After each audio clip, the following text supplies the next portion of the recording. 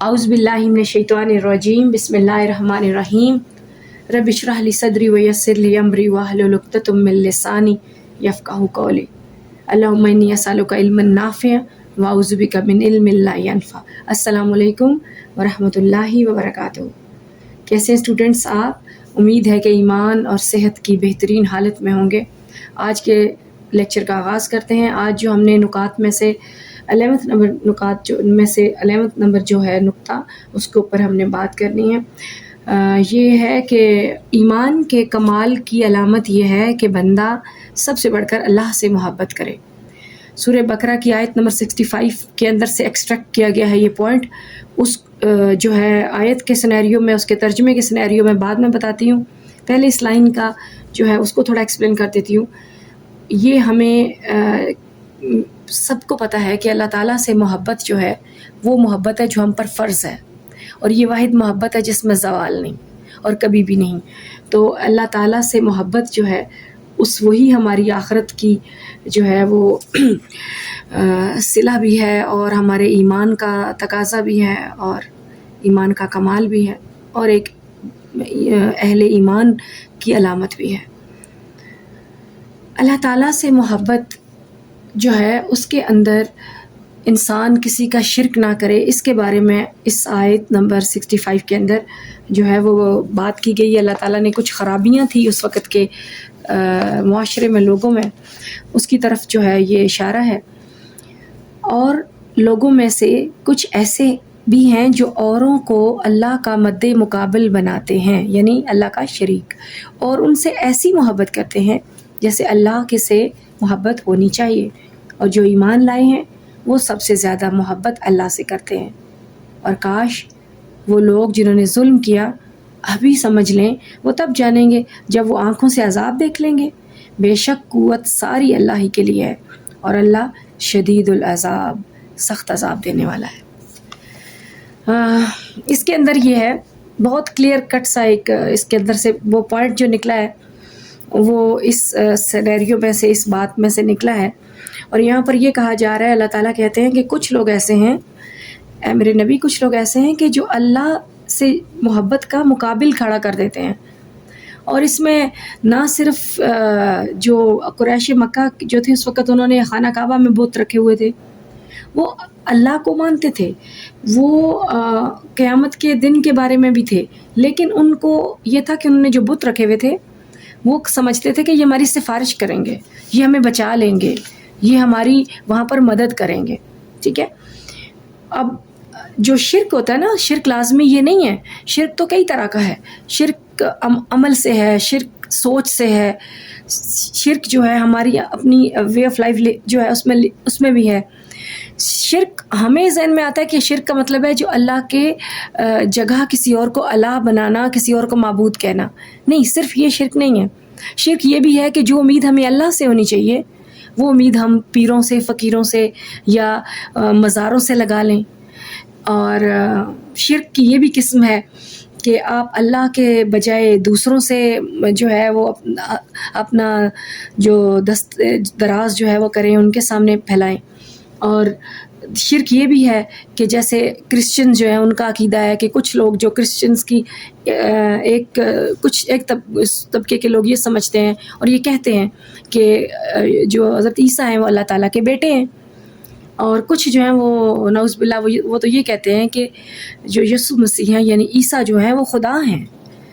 تو جب یہ بات آتی ہے تو بڑا ایک عجیب سی بات آتی ہے ذہن میں کہ ان کا ایمان اتنا جو ہے متزلزل اور اتنا کچا ہے کہ وہ یہ نہیں سوچتے کہ جب عیسیٰ علیہ السلام نے اپنی ماں کی گود میں یہ کہا تھا کہ میں اللہ کا سچا نبی ہوں اور میری ماں ایک پاکیزہ عورت ہے، تو میں اللہ کی طرف سے دنیا میں بھیجا گیا ہوں اور میں سچا نبی ہوں، تو اگر وہ خود خدا تھے تو انہیں بھیجا کس نے تھا؟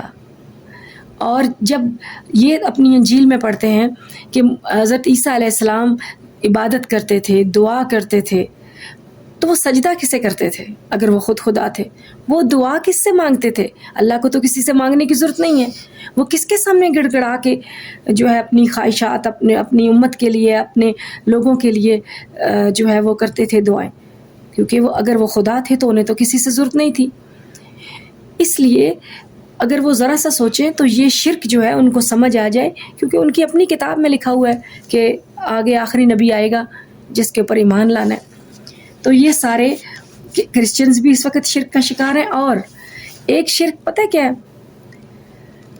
شرک کی مختلف قسمیں ہیں۔ جب ہم سوچ لیتے ہیں نا کہ ہم کہیں جاب کرتے ہیں تو ہم نے اگر باس کی ہاں میں ہاں نہیں ملائی تو نوکری چلی جائے گی۔ نوکری باس کے ہاتھ میں نہیں ہے، وہ اللہ کے ہاتھ میں جس نے دی تھی، ٹھیک ہے؟ اور کسی چیز کا فیوچر کا خوف ہونا تو ہاتھوں کی لکیروں کے بارے میں علم حاصل کرنا، نجومی کے پاس جانا، کسی پیر فقیر بابے کے پاس جانا۔ میری بات سنیں، جب سورہ کہف میں بتایا گیا ہے کہ جب انہوں نے پوچھا، جو عیسائی تھے انہوں نے پوچھا کہ اصحاب الکہف کے بارے میں، تو رسول اللہ صلی اللہ علیہ وسلم نے کہا کہ میں آپ کو کل بتاؤں گا، کیونکہ وہ اللہ کی طرف سے وحی کے انتظار پہ تھے۔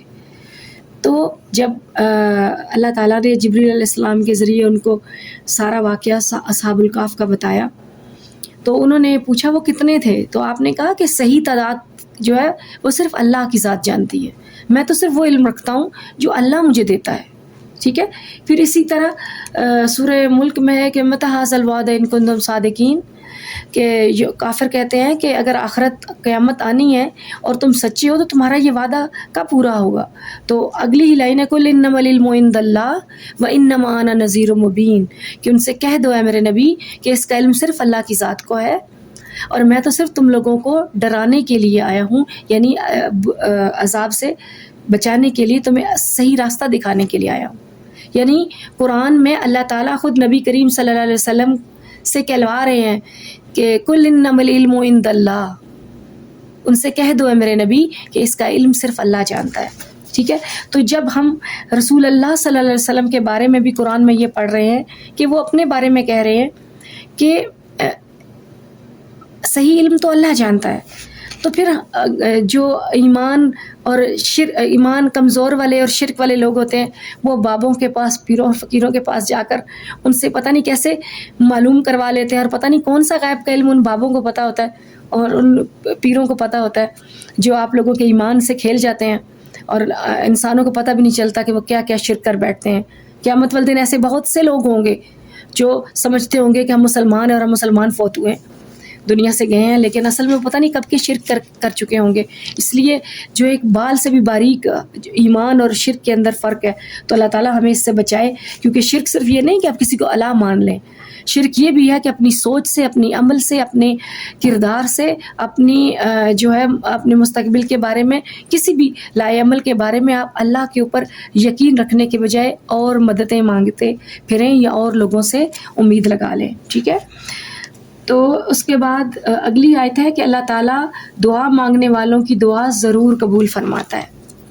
اچھا، اس کے لیے یہاں پر آیت ہے جس کا ترجمہ ہے، اور اے نبی صلی اللہ علیہ وآلہ وسلم جب میرے بندے آپ سے میرے بارے میں پوچھیں تو آپ صلی اللہ علیہ وآلہ وسلم فرما دیں بے شک میں ان کے قریب ہوں، تو میں ہر دعا کرنے والے کی دعا قبول کرتا ہوں، اور مجھ سے دعا کرے تو انہیں چاہیے کہ وہ بھی میرا حکم مانیں اور مجھ پر ایمان رکھیں تاکہ وہ ہدایت پر آ جائیں۔ اس سے خوبصورت بات، اس سے خوبصورت محبت، اس سے خوبصورت محب جس سے محبت کی جائے کوئی ہو سکتا ہے کہ اللہ تعالیٰ کتنے پیار سے کہہ رہے ہیں کہ اے میرے نبی جب میرا بندہ آپ سے میرے بارے میں پوچھے، یعنی صحابہ کرام اس وقت پوچھتے تھے اللہ تعالیٰ کے بارے میں اور بڑی شدت اور عشق کے ساتھ کہ اللہ تعالیٰ ہم سے کیا چاہتے ہیں، اللہ کو ہم کیسے خوش کر سکتے ہیں، تو سارا تو اور ہم کیسے اللہ سے عبادت دعا کریں، تو رسول اللہ صلی اللہ علیہ وسلم کو اللہ تعالیٰ بڑے پیار سے، بڑا ہی پیار جتا کر اپنے بندوں سے، اور اللہ تعالیٰ بڑا خوبصورت آپ قرآن میں پڑھیں گے جگہ جگہ یا عبادی، یعنی اے میرے بندے، اللہ تعالیٰ اتنے پیار سے کہتے ہیں یا عبادی۔ تو جیسے آپ نے دیکھا ہو نا کہ امام کعبہ یا کوئی بھی جو سعودی عرب کی ہوتی ہے قرات کر رہے ہوتے ہیں تو وہ اس میں رو پڑتے ہیں، وہ اس لیے رو پڑتے ہیں کہ ان کی لینگویج L1 ہے، تو ان کو اس کی نا محبت سمجھ آ جاتی ہے، جیسے یا عبادی جو ہے اے میرے بندے، اللہ اتنا قریب ہو کر کہتا ہے کہ میں بہت قریب ہوں، میرے بندوں کی میں ساری دعا قبول کرتا ہوں، یا اسی وقت پوری کرتا ہوں یا اس کی جگہ کچھ بہتر دیتا ہوں یا اس کا اجر قیامت کے لیے رکھ لیتا ہوں۔ اچھا، پتہ ہے کیا پورے قرآن میں ہر بہت جگہ، میں اس کو گنتی تو نہیں بتا سکتی، لیکن ہر جگہ کسی نہ کسی صورت میں اگر ایک میں ہے نہیں ہے تو اگلی میں اللہ تعالیٰ نے جگہ جگہ بندے کو بڑے پیار سے بلایا. اچھا اگر اللہ کا پیار کی عروج دیکھنا ہے نا تو سورہ مزمل کی اردو ٹرانسلیشن دیکھیں.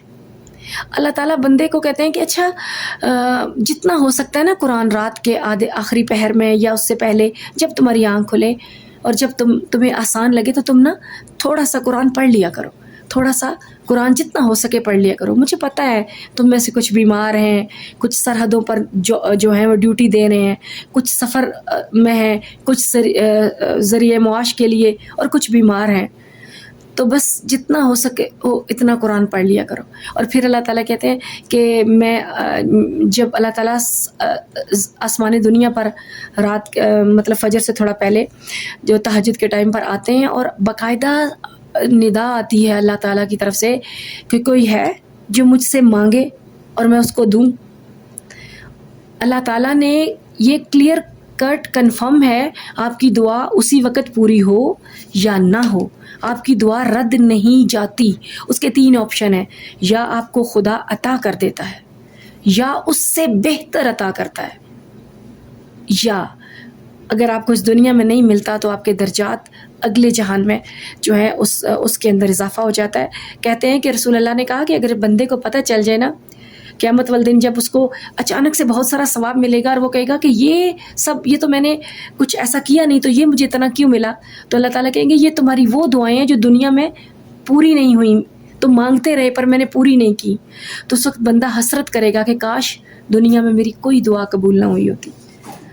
چلیں جی آگے 13واں ہے کہ دنیا پرست صرف دنیاوی چیزوں کی دعائیں کرتے ہیں اور آخرت میں نعمتوں سے محروم ہوں گے، جبکہ نیک بندے دنیا اور آخرت میں بھلائی کی دعا مانگتے ہیں. اس کو ویسے میں آپ کو ایک بڑا اچھا سا ایک بتاؤں کہ رسول پاک صلی اللہ علیہ وسلم نے کہا کہ سب سے خوبصورت دعا جو ہے جامع مکمل جو ہمیں ہر روز جب موقع ملے کرنی چاہیے وہ ہے ربنا آتنا فی الدنیا حسنہ وفی الآخرات حسنہ وقنا عذاب النار، کہ اے میرے رب مجھے احسن اور بہت اچھی سی دنیا عطا کر اور بہت اچھی سی آخرت عطا کر اور مجھے آگ کے عذاب سے بچا. یعنی آپ نے دنیا کی بھلائی بھی مانگ لی، آخرت کی بھلائی بھی مانگ لی، اور دوزخ سے عذاب سے اور آگ سے پناہ بھی مانگ لی.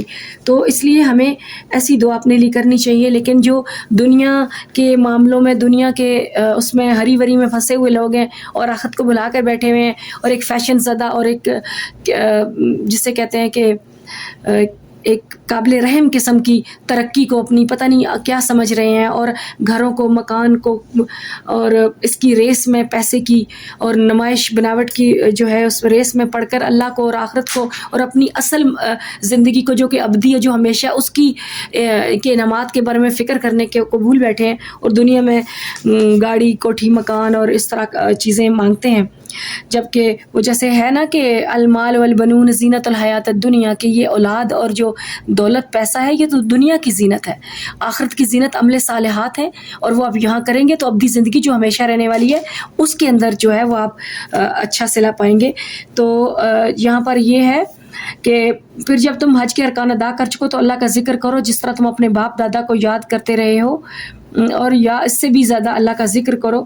یعنی کہ اللہ تعالیٰ کو اور ہمیں اور ایسے جو دعا کرتے ہیں ہمارے رب ہمیں جو کچھ دنیا میں دے ایسے ہی آخرت میں بھی کچھ حصہ، اور ان میں سے بعض ایسے بھی دعا کرتے ہیں کہ ہمارے رب ہمیں دنیا میں بھلائی عطا فرما، ربنا آتنا فی الدنیا حسنۃ وفی الآخرۃ حسنۃ وقنا عذاب النار، اور آگ سے بچا لے. اور جن کے لیے اور جو لوگ یہ سب نہیں مانگتے، بھلائی آخرت کی نہیں مانگتے، اللہ سے ایمان نہیں مانگتے، عمل صالح کی توفیق نہیں مانگتے، اور نیک اولاد نہیں مانگتے، رزق حلال نہیں مانگتے، تو پھر اور دنیا کی چیزوں میں جو ہے ڈوب کر دنیا کی چیزیں مانگتے ہیں، تو پھر سریع الحساب، سریع مطلب ہے جلدی، سریع الحساب، تو اللہ بڑی جلدی حساب لینے والا ہے. ایسے لوگوں کا آخرت میں کوئی حصہ نہیں ہوگا. جب آخرت میں کہیں گے تو اللہ کہیں گے آپ نے مانگا کیا تھا. اچھا پتہ ہے اس کا بڑا ایک اور ہے مثال، وہ آپ اس کو سن کے نا بڑی دیر مجھے تو بڑا خوف سا اس بات ہے کہ کچھ لوگ ایسے ہوں گے جو دین کی بڑی خدمت کر رہے ہوں گے، کتنوں کو مسلمان کیا ہوگا، کتنوں کو قرآن پڑھایا ہوگا، کتنے لیکچر دیے ہوں گے، لیکن قیامت والے دن ان کو کوئی صلہ نہیں ملے گا. تو وہ پریشان ہو کر کہیں گے اللہ تعالیٰ میں نے تو اتنے بندوں کو جو ہے پڑھایا، اتنے لیکچرز دیے، اتنے اسلامک وہ کیے، تو وہ ساری میری جو خدمت دین کے لیے تھی. تو اللہ تعالیٰ کہیں گے کہ تم وہ سب اپنی شہرت کے لیے کر رہے تھے، تم تو اپنے بیان ریکارڈ کرا کے تو اس کا مقابلہ، اس کے ساتھ مناظرہ، اس کے ساتھ یہ، اس کے ساتھ وہ کر رہے تھے، اور اپنی فرقہ بندی کو ہوا دے رہے تھے، اور تم چاہ رہے تھے کہ دنیا تمہیں جانے. تو تمہاری خواہش میں نے پوری کر دی. پوری دنیا تمہیں جانتی تھی کہ فلاں مولانا، فلاں مفتی، فلاں حضرت، فلاں جو ہے وہ، اور فلاں دینی اسکالر. تو تم نے دنیا کی واہ واہ مانگی تھی، اور تم نے دنیا کے اندر اپنی شہرت مانگی تھی، تو وہ تمہیں مل گئی تھی. اب آخرت آخرت میں تم نے کچھ مانگا ہی نہیں، آخرت کے لیے تم نے بھلائی مانگی ہی نہیں. تم تو چاہتے تھے کہ دنیا تمہیں جانے، تو دنیا تمہیں جانتی تھی. حساب خلاص ختم. تم نے وہاں مانگا، تمہیں وہاں ملا. آخرت کا مانگتے تو آخرت ملتی. تو اللہ تعالیٰ سے ہمیشہ دعا کرتے وقت اپنی آخرت کی اور اپنی عاقبت کی دعا کیا کیجیے. اللہم انی اعوذ بک من عذاب قبر و من عذاب جہنم. ٹھیک ہے، یہ مانگا کریں اللہ تعالیٰ سے. ربنا آتنا فی الدنیا حسنۃ وفی الآخرۃ حسنۃ وقنا عذاب النار. یا پھر اللہم آتینی کتابی بیمینی، کہ اللہ مجھے دائنے ہاتھ میں اعمال نامہ دینا، اور اللہم حاسبنی حسابا یسیرا، اور اے میرے رب میرا حساب آسان کرنا. اچھا جی، آگے ہے کہ اللہ تعالیٰ نے، اگلی ہے کہ اللہ تعالیٰ نے مال خرچ کرنے کی یہ ترتیب بتائی ہے کہ پہلے والدین، رشتہ دار، پھر دیگر حاجت مندوں پر خرچ کیا جائے. اچھا، پتہ ہے کیا، آپ دیکھیں کہ ہمارے ہاں کیا ہوتا ہے کہ ہم نے اگر دینا ہو، لوگوں کو بھلائی کرنی ہو، تو لوگ فوٹو کھنچواتے ہیں، مووی بنواتے ہیں، اور پھر کسی کو دیتے ہیں. اور اگر فوٹو مووی نہیں بن سکتی تو جس کو دے کر آتے ہیں، اس کے بعد گھر پہنچنے تک 10 کو رستے میں بتاتے ہیں، اور 10 کے گھر میں شاید جانا نہیں ہو، لیکن اس لیے جاتے ہیں کہ یار وہاں جاؤں گی یا جاؤں گا تو ہی بتا پاؤں گا نا کہ فلاں کی میں نے اتنی مدد کی ہے. میں تو بس ہر وقت کسی کی خدمت کے لیے سوچتی رہتی ہوں یا سوچتا رہتا ہوں. میرا تو جو ہے وہ دل ہی پریشان ہو جاتا ہے اگر کسی مہینے میں کسی کی خدمت نہ کروں. ابھی تم دیکھو نا، فلاں کو میں یہ دے کر آئی ہوں یا دے کر آیا ہوں. یہ اس چیز کے لیے ہم لوگوں کو دیتے ہیں، اور اپنے رشتہ داروں سے قطع رحمی، قطع تعلق کیا ہوا ہوتا ہے. میجورٹی آپ دیکھیں، آپ یہ لیکچر سنتے وقت اپنے ریلیٹ کریں تو میجورٹی فیملیز میں کیا ہوتا ہے کہ اپنے جو قریبی رشتہ دار ہیں ان کے ساتھ تو پورا بیر چل رہا ہوتا ہے، پوری مقابلہ اور جیلسی چل رہی ہوتی ہے، بغض چل رہا ہوتا ہے. لیکن لوگوں کی واہ واہ کے لیے ہم اداروں میں جا کر دے رہے ہیں، یا کسی اور غریب کو دے رہے ہیں، اور پھر اس کی پورا ڈنڈورا پیٹ رہے ہیں. ایسا نہیں ہے. اللہ تعالیٰ نے ایک طریقہ، ایک ترتیب، ایک نظام اسلامی معاشرے کا دیا ہے. سب سے پہلے ہم پر حق ہمارے والدین کا ہے، ان پر احسان کرو. اس کے بعد اپنے رشتہ داروں کو کرو. اس کے بعد آپ کے پڑوسی آس پاس جو ہیں ان کا حق ہے آپ پر. اور پڑوسیوں کے حقوق جو ہیں وہ اتنے زیادہ ہے کہ انسان کو پتہ لگے تو انسان ڈر جائے کہ مجھے تو اونچی آواز میں، کرخت آواز میں اپنے پڑوسی سے بات بھی نہیں کرنی چاہیے. تو اس کے بعد پھر آپ کی لوکیلٹی میں، آپ کے آس پاس، یا پھر اداروں میں آپ دے سکتے ہیں. لیکن آپ اداروں میں دینے سے پہلے یہ دیکھیں کہ آپ کی خالہ، آپ کی پھپھو، آپ کے چاچو، آپ کے بھائی، آپ کی بہن، آپ کے رشتہ دار اپنے والدین سے پہلے جو ہے ان کو تو مدد کی ضرورت نہیں ہے. اگر ان کو نہیں ہے تو پھر اس سے آگے آپ سوچ سکتے ہیں. اور اس لیے پہلے آپ حاجت مندوں کے بارے میں سوچیں، اپنی بناوٹ، اپنی نمائش کے لیے اور اپنے دکھاوے اور اپنی واہ واہ کے لیے مت سوچیں. ٹھیک ہے. اس کے بعد ہے کہ انسان اپنی لا علمی یا ناقص علم کی وجہ سے فائدے کو نقصان اور نقصان کو فائدہ سمجھ بیٹھتا ہے. اس کے لیے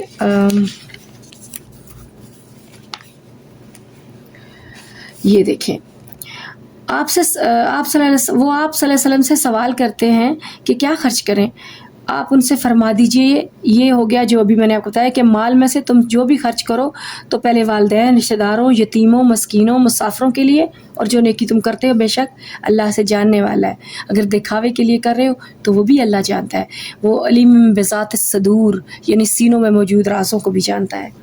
اور یہ جو ہے لاسٹ والی، اس میں ہے کہ اور تم اللہ کی راہ میں تم پر اللہ کی راہ میں قتال، یعنی قتل کی جمع فرض کیا گیا، یعنی جہاد. اور جبکہ وہ تمہیں طبعاً ناپسند ہے، اور ہو سکتا ہے تم کسی چیز کو ناپسند کرو اور وہی تمہارے لیے بہتر ہو، اور ہو سکتا ہے تم کسی چیز کو تم پسند کرو وہی تمہارے حق میں بری ہو. حقیقت حال اللہ ہی جانتا ہے اور تم نہیں جانتے. جہاد جو ہے وہ اللہ تعالیٰ کی طرف سے فرض ہے، اور اسی کے اندر بہتری ہے، اللہ تعالیٰ کی طرف سے جو بھی امر ربی ہوتا ہے اس کے اندر انسان کے لیے مصلحت ہوتی ہے، اور اللہ تعالیٰ کہتے ہیں کچھ کو جہاد جو ہے فرض ہے لیکن کچھ کو تباً ناپسند ہے، تو انہیں اس بات کا نہیں پتہ کہ یہ ان کے فائدے کے لیے ہے۔ اللہ تعالیٰ کی کوئی بھی بات اور کوئی بھی حکم جو ہے وہ مصلحت سے اور انسان کی بھلائی سے خالی نہیں ہے، اور اس کا ایمان ہمیں ہونا چاہیے۔ اور جہاں تک مسئلہ ہے کہ ہمیں کیا سمجھ آتی ہے، ہمیں کیا چیز صحیح لگتی ہے، تو اللہ تعالیٰ کہتے ہیں کہ بہت سی چیزیں ایسی ہیں جو تم لوگوں کو اپنے لیے بہتر لگتی ہیں، لیکن یہ میں جانتا ہوں، تم لوگ نہیں جانتے کہ تمہارے لیے کیا بہتر ہے۔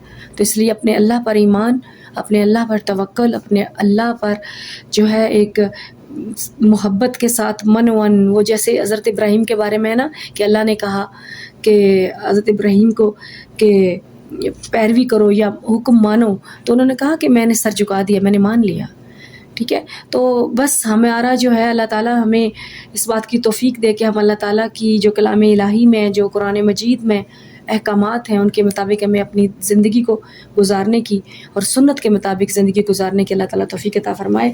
اگلے لیکچر میں انشاءاللہ پھر ملاقات ہوتی ہے، اور ان کو یاد کیجیے گا، دیکھیے گا۔ اور پھر ایک بات کہوں گی کیونکہ چینل نیا سٹارٹ کیا ہے اور اس کے اندر آپ لوگوں کے فیڈ بیک سے جو ہے میں اس کو کنٹینیو رکھوں گی، اور وہ میرے لیے ایک پازیٹیو جو ہے وائب ہے، تاکہ میں اگلے لیکچرز آپ کے لیے بہت اچھے سے جو ہے اس کی پوری محنت کر کے تیار کر کے آپ لوگوں کو پڑھا سکوں، تاکہ آپ کے جو ہے وہ کمپریہنسو انڈرسٹینڈنگ آپ کو دینے کے لیے اپنی تئیں میں پوری کوشش کر رہی ہوں۔ اللہ تعالیٰ مجھے پڑھانے کی اور آپ سب کو سمجھنے کی توفیق عطا فرمائے۔ اللہم انی اسألک علما نافعا واعوذ بک من علم لا ینفع۔